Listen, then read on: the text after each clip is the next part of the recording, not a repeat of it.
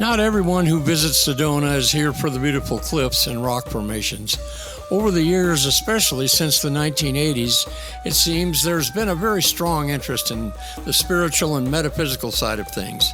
They had an event back in 1987 called the Harmonic Convergence, which drew thousands of people from all over the world looking for a global awakening of harmony and love.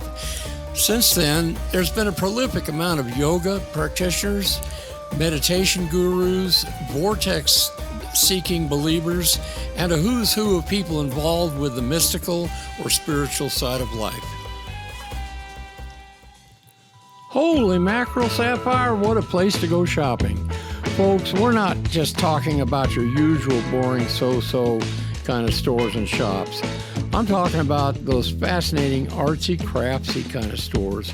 Of course, you got the usual Walgreens and Ralph's kind of places, but these are special. They'll draw you in there just to see what kind of cool and interesting stuff they have.